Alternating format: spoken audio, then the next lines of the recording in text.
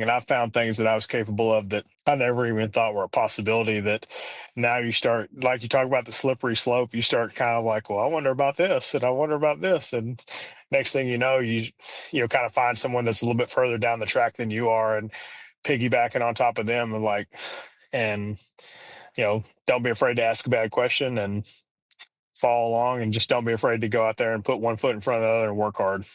Just brace being uncomfortable and just get out there and go.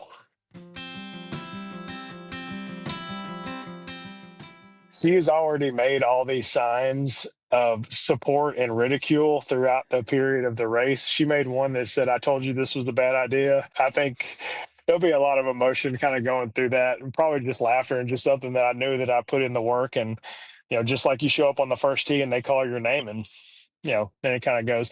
I'll be interested to see like what kind of competitiveness comes out, because I haven't competed in a long time, and I sort of like tend to operate in that area a lot. So I'll be very interested to see how long it takes for something like that to come out, as I start like, well, I'm gonna pass this person. I'm gonna pass this person. So I'm sure that'll come, and I'll just have to talk myself off the ledge as far as like pull myself back if I look down and I'm just cruising at some ridiculous pace and look like, man, I got a long way to go. Yeah, we can't sustain this.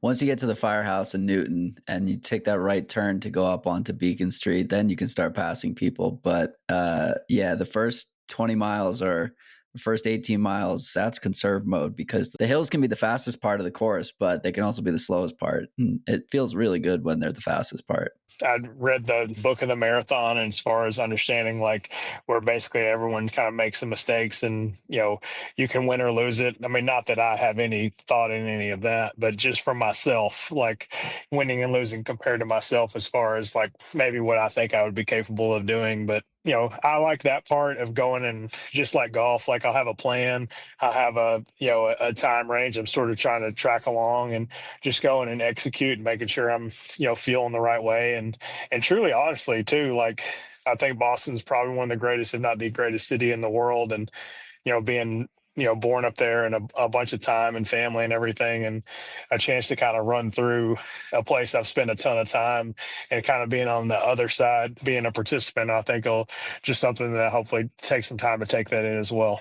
Yeah, I'm getting goosebumps. The fan support in that race, you won't understand it until you feel it. But if you're having a bad day or if you're having a good day, the fans will get you to the finish line. I've had both, and particularly down Beacon Street. So once you've gone, 22 miles, like those guys are rowdy. They'll offer you shots of tequila if you want it. You'll get some Bud Lights if you need them, or they'll just scream in your face, and it's exactly what you need. And it's like, there's nothing like that energy, particularly in a place that has been home. Yeah, I look forward to that component. I have a decent amount of friends that are going to kind of be there. It's like, what are you going to need? I was like, I have no idea what I'm going to need. I said, more just loud and encouragement and everything like that. So I definitely look forward to that, and, kind of getting out there and taking it all in. So every person I've talked to is like, I can't, like, that is so cool. That's going to be your first one. Like that if that was your last one too, it would be worth it, and Totally. different things like that. But I could definitely see how people sort of get into this. I have looked at more races and running things to be a part of in this past probably 2 month process than I have in my entire life. So I have It's a more, slippery slope. yeah. Yeah, I have more Instagram running race sign up things than I've ever had in my email inbox and everything, and just trying to like chronologically work them out as far as how that would not hinder my progress, but sort of help the experience component of getting me ready to run in April.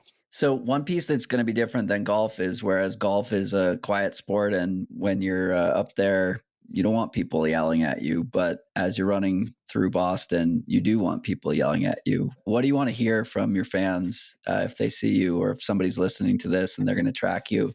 What do you want to hear from the crowd? More just like huge encouragement of understanding, like, man, this guy has no experience of ever doing this in his life. And like, truly, if I can do it, they can do it. And I made a decision and put a plan in place, and then go out there and execute. And I think quite often, like, we're our biggest limiting factor. And, what we tell ourselves, the way we speak, the way we communicate. And the number of times that I have people is like, no way you're actually doing this. So, but like anyone that's ever met me, like if I said that I'm going to do this, like, bud, like, I mean, It's happening. I'm going to do it. Yeah.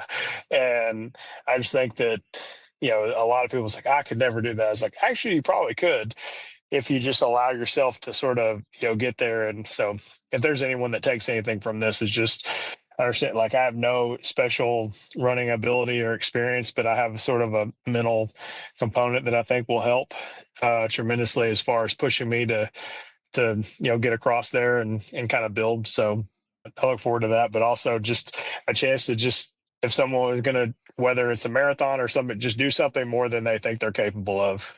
And I think that's a huge component, because they said the moment you start going down that path is when you truly see the best version of yourself. And then I think that's the cool thing. And I found things that I was capable of that I never even thought were a possibility, that now you start, like you talk about the slippery slope, you start kind of like, well, I wonder about this and I wonder about this. And next thing you know, you kind of find someone that's a little bit further down the track than you are, and piggybacking on top of them, and like, and, don't be afraid to ask a bad question and follow along, and just don't be afraid to go out there and put one foot in front of the other and work hard.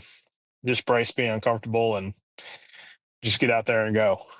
I appreciate that last minute summary, because that's like the epitome of why I have this podcast, right? It's to highlight people who have achieved some level of sustainable excellence and emphasis on sustainable. And you've identified what it takes to be successful or improve at anything, whether it's running, whether it's golf, whether it's your job in some capacity, or being a better father, partner, whatever it is. There's no secret. That's the secret. You just have to do it. And running is this perfect microcosm of, as we were talking about before, it rewards consistency, it rewards commitment, and there's no shortcut.